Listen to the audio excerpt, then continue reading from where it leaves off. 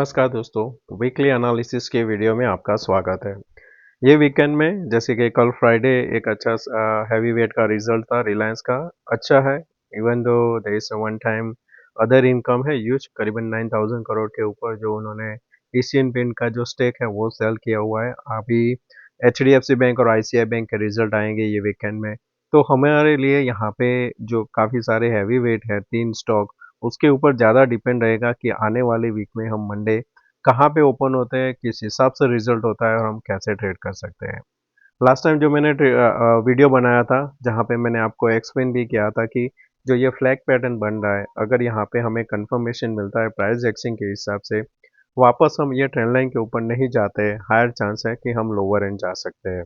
इस हिसाब से मॉर्निंग में जैसे ग्रुप में शेयर किया था कि आपको चार्ट में कौन से लेवल यहाँ पे ध्यान में रखने हैं। ये दो फर्स्ट सपोर्ट थे बैंक निफ्टी में, ये परफेक्टली यहाँ पे था। और ये था सेंसेक्स का, जहाँ पे मैंने स्टार्टिंग में बताया उनको कि किस हिसाब से हमें ट्रेड करना है।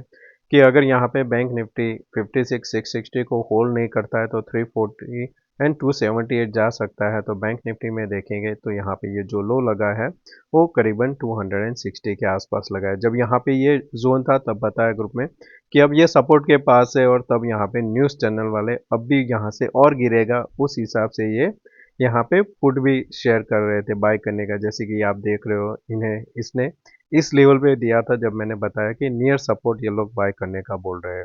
और एचडीएफसी बैंक उस टाइम पे यहाँ पे देखे तो फॉल कर रहा था विदाउट वॉल्यूम, यानी कि अगर आपके पास शॉर्ट है तो ध्यान में रखना, क्योंकि यहाँ से रिकवर हो सकता है। और मार्केट ने वही किया था यहाँ पे और बाउंस दिया था। सबसे बेस्ट जो था वो था मिड कैप में था, यहाँ मिड कैप में जो तेरह 1300 का पुट था, सपोर्ट 107 था, पहला टारगेट 145 था। उसके बाद में यहाँ पे बोला कि अगर ये होल्ड कर गया ऊपर तो 159174, इसने 180 के आसपास का हाई भी लगाया था, और ये जो हमारा टारगेट था निफ्टी वो भी हमने अचीव किया था। तो परफेक्टली प्राइस एक्शन के हिसाब से था। जो अगर आपको याद है लास्ट टाइम हमने स्टडी के टाइम बताया था कि अगर ये कोई भी प्राइस एक्शन फॉल करता है रिवर्सल के टाइम पे, ये वापस यहाँ पे ट्रेंड लाइन के ऊपर नहीं जाता है, हायर चांस है एक क्विक फॉल दे सकता है, और वो हमने यहाँ पे देखा। अब यहाँ पे समझेंगे कि जो प्राइस एक्शन है वीकली चार्ट पे और हमारा इंट्राडे चार्ट, उसको हम किस हिसाब से रेट करते हैं, और आने वाले जो वीक है हम उसको कैसे उसको यूटिलाइज कर सकते हैं। दोस्तों, अगर आप इस चैनल पे नए हो तो सब्सक्राइब जरूर करना, वीडियो पसंद आए तो लाइक एंड शेयर जरूर करना। मैं यहाँ पे ये सब क्लियर कर देता हूँ और हम सीधा चलते हैं पहले वीकली चार्ट पे, जहाँ पे काफ़ी अच्छा सा एक पैटर्न भी बना हुआ है। और मैंने ये वीडियो एक बार बना दिया था, पर जब देखा तो वहाँ पे वॉइस रिकॉर्ड नहीं हुआ था, तो ये मैं फिर से यहाँ पे बना रहा हूँ। तो प्लीज़ दोस्तों, मेहनत के लिए लाइक और कमेंट ज़रूर करना, तो थोड़ा मोटिवेशन अप्रिशिएशन मिल जाता है।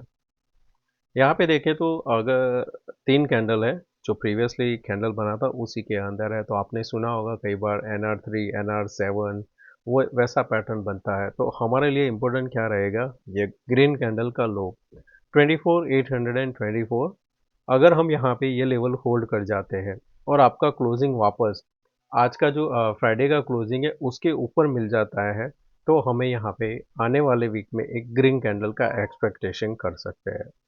नेगेटिव कब होगा कि अगर आप यहाँ पे गैप अप ओपन होते हो और गैप अप में आप 25,170 को क्रॉस नहीं करते हो, और धीरे धीरे करके कल हम वापस इसी जोन पे 25,000 पे आ जाते हैं, और आने वाले दिन यानी ट्यूसडे और वेडनेसडे में हम लो लगा के वापस हम इसी जोन पे क्लोज होते हैं, तो वो क्या होगा कि आने वाले टाइम पे वो वीक के बाद में हमें एक अच्छा सा फॉल देखने को मिल सकता है। तो दो सिनारियो है, ओपन इक्वल टू लो के आसपास होके हम क्लोजिंग वापस 25,000 के आसपास करते हैं, पॉजिटिव हो जाएगा वो वीक के लिए हम वापस 25,600 जा सकते हैं।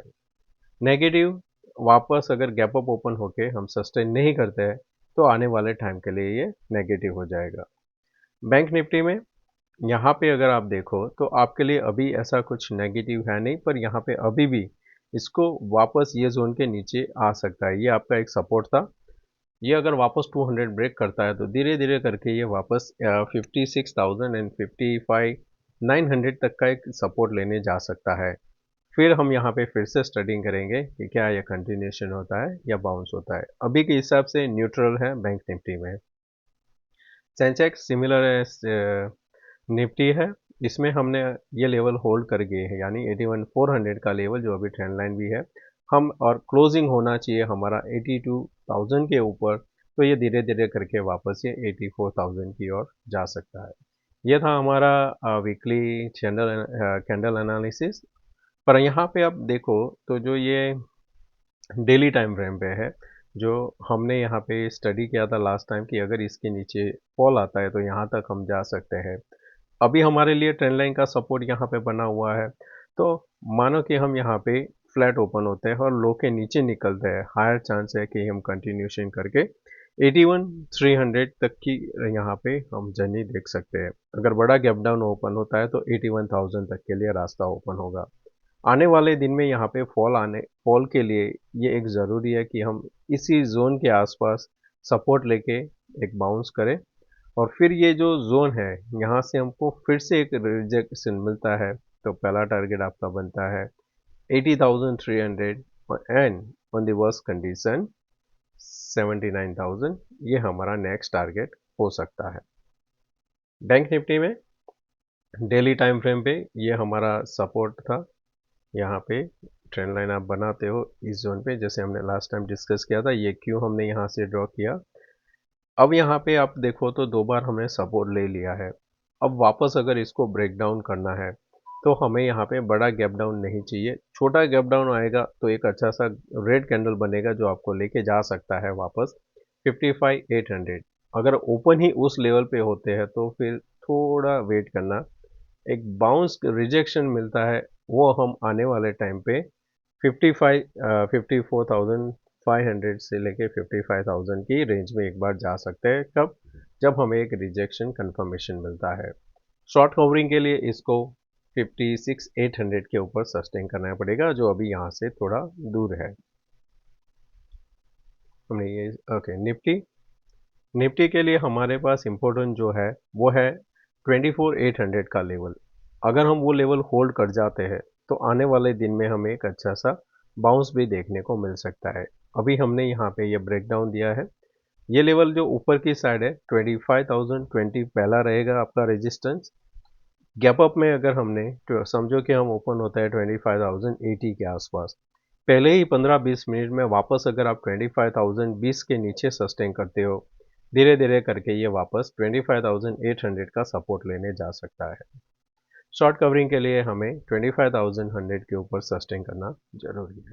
ऑप्शन चेन की बात करते हैं तो निफ्टी का डेटा जो अभी आप देख रहे हो, जहाँ पे आपको देखने को क्या मिल रहा है कि पुट की साइड अनवाइंडिंग है। पॉसिबल है क्योंकि हम वन साइड गिरे हैं तो पुट में जायज़ है कि हम अनवाइंडिंग देखने को मिलेगा। पर चार्ट के हिसाब से हमारा सपोर्ट क्या है 24,800, जहाँ पे करीबन 4.5 लाख है। ऊपर में रेजिस्टेंस है 25,100, जहाँ पे 20 लाख है। तो मेरे लिए इम्पोर्टेंट ये दो स्ट्राइक रहेगा। मॉर्निंग में मैं मंडे मॉनिटर करूँगा 15 मिनट के बाद में कि यहाँ पे क्या डिफरेंस आ रहा है।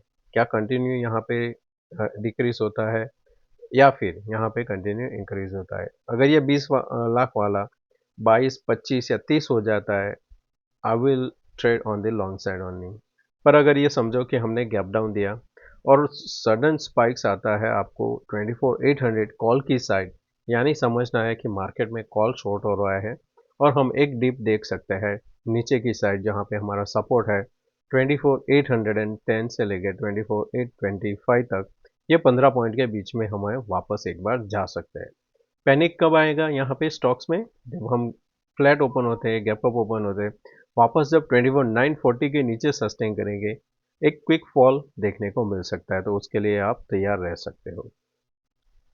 ग्लोबल क्यूज, जहाँ पे आप देख सकते हो कि हमने डाउ जोन्स ने क्लोज किया है -140, बाकी सारी चीज़ न्यूट्रल है।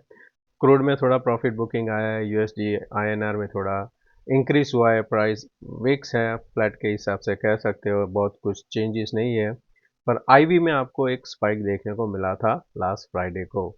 बाकी सारी चीज़ न्यूट्रल है। गिफ्ट निफ्टी भी फ्लैट है। तो हमारा जो भी ओपनिंग होगा वो डिपेंड होगा हैवी वेट के हिसाब से, तो उस हिसाब से हम वहाँ पे ट्रेड करेंगे।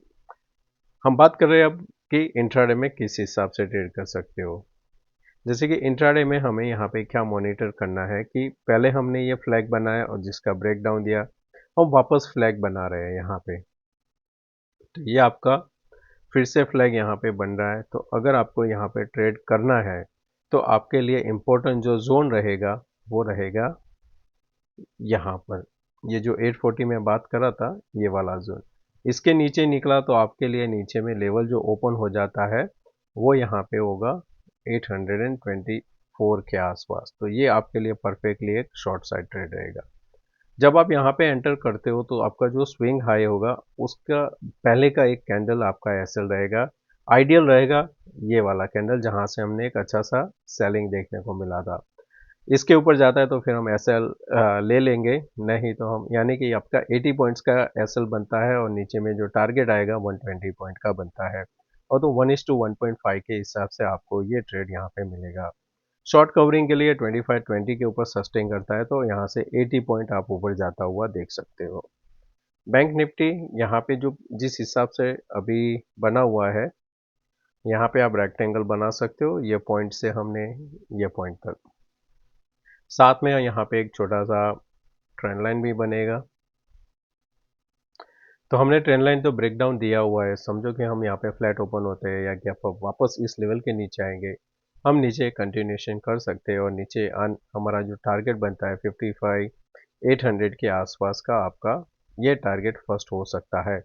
ऊपर में क्योंकि ये 200 पॉइंट है तो यहाँ पे अगर हमने ब्रेकआउट दिया तो ये जो गैप है उसको ये फिल करने ऊपर में जा सकता है हायर साइड के लिए। तो दोनों साइड काफ़ी अच्छा सा ट्रेड का रेंज बना हुआ है और ये एक साइडवेज रेक्टेंगल ट्रेंगल